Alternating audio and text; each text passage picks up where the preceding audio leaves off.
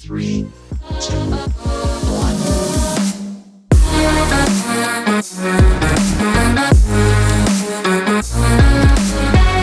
Hello and welcome to this NFL kickoff edition of Trees 3 here on SPORTSTREE Ltd. Folks, I'm Connor Roundtree, and keeping things in the spirit of the NFL, we're going to get into our bump and stump of the week. And our stump of the week has to go to the Dallas Cowboys. Not because they lost to Tom Brady, but because they thought they could beat Tom Brady when giving him the ball back with less than 2 minutes on the clock in a one-possession game. Have you not been watching football for the last 20 years? Come on, guys. The Cowboys now fall to 0-6 against Tom Brady through their career, and some of you thought they had a chance. Our bump of the week has to go to Leylah Annie Fernandez. En route to her first final match on Saturday, she took out 3 of the top 5 ranked competitors in the game, including Naomi Osaka. In doing so, she is taking the sporting world by storm. At just 19 years old, she's doing things that we only saw the Williams sisters do at that age. When asked if the competition is getting to her after the semifinal, the Canadian said, and I quote, "I can go 3 sets with these top players, I can play against these top players, and I can win against these top players." I love that attitude, Leylah. Go and get yourself a US Open championship. And folks, that leads us into number 3 this week on Trees 3, on our top 3 sporting events to watch out for this weekend. It is the US Open. Fernandez will take on Britain's Emma Raducanu in the final at 4 p.m. Eastern Time on Saturday. As for the men, that final goes on Sunday. It's Novak Djokovic, and he'll face off against Daniel Medvedev. Folks, well, admittedly, I am no tennis expert. I'm going to take the Canadian kid and the Joker to reign supreme in their respective finals matches at the US Open in Arthur Ashe Stadium. Folks, coming in at number 2 this week is the Italian Grand Prix from Monza. I love this race, and I was there in 2019 when the Ferraris took home the championship, winning the Italian Grand Prix at home at Monza. It was one of the coolest things I've seen in my life, professionally or otherwise. But let's get into breaking down this year's race. It was announced earlier this week that Valtteri Bottas will not return to Mercedes for the 2022 season, and George Russell will replace him. However, with all that said, the Finn proved he's still one of the strongest drivers on the grid, with a stunning lap to take the fastest time in qualifying at Monza.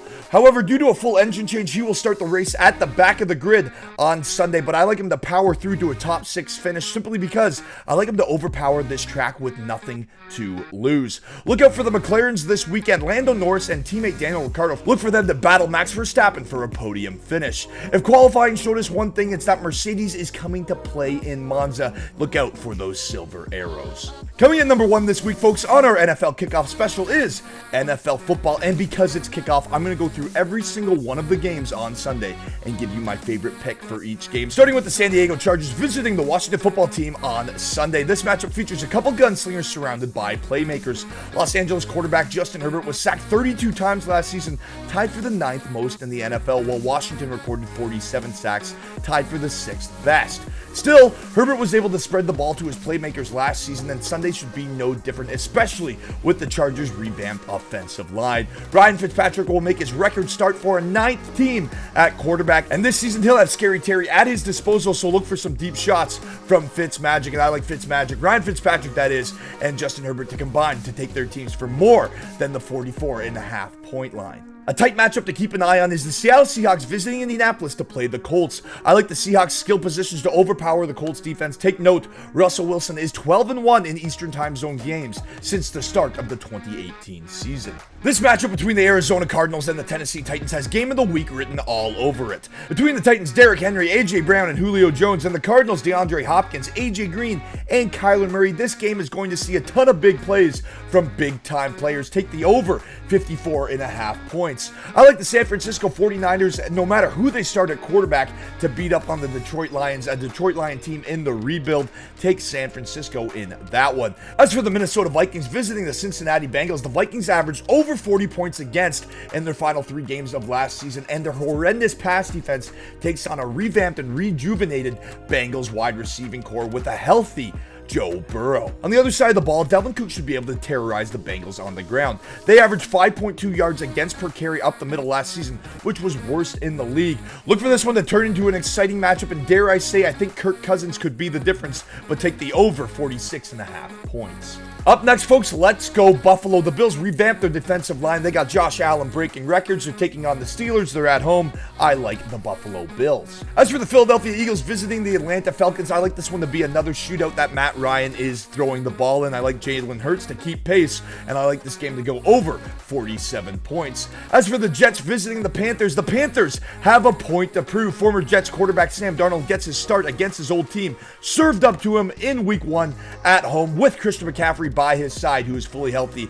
I'll take the Panthers to roll over the Jets. The Jacksonville Jaguars are visiting the Houston Texans in week 1, and for all intents and purposes, Trevor Lawrence gets a cupcake in his first matchup. On the other side of the football, in his previous 2 starts against the Jaguars, Texans quarterback Tyrod Taylor hasn't thrown for more than 166 yards, and the Jaguars have rejuvenated their secondary for this season. I'm taking the Jags on the road. For the afternoon games, the Cleveland Browns are 0-15-1 in their last 16 week 1 matchups. I'm taking Kansas City in Kansas City. Make sure you just take Kansas City. The Green Bay Packers are visiting the New Orleans Saints. However, the game is in Jacksonville due to Hurricane Ida. Things to note going into this matchup: Saints running back Alvin Kamara had career highs in scrimmage yards with 197 and receiving yards 139 and receiving touchdowns with a pair of them in week 3 against the Packers last season. With that said, the Pack are out for blood this season. Rodgers is the reigning MVP. This sets up nicely for Rodgers and the Pack in week 1. Take Green Bay. The Miami Dolphins head to Foxborough to take on the New England Patriots in a battle of former Nick Saban quarterbacks. It's Tua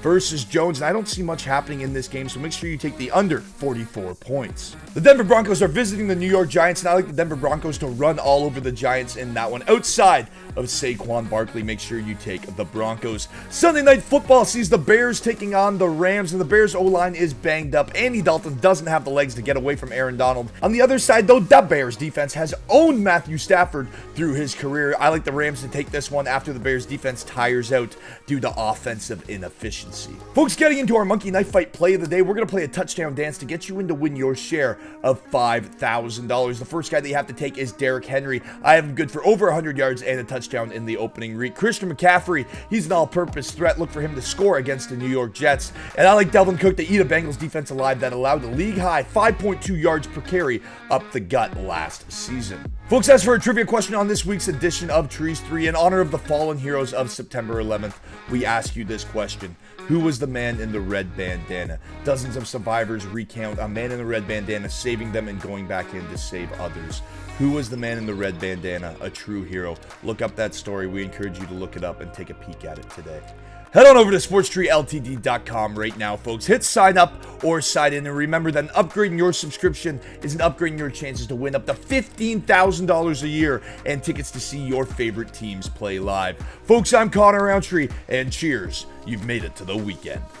3, 2, 1.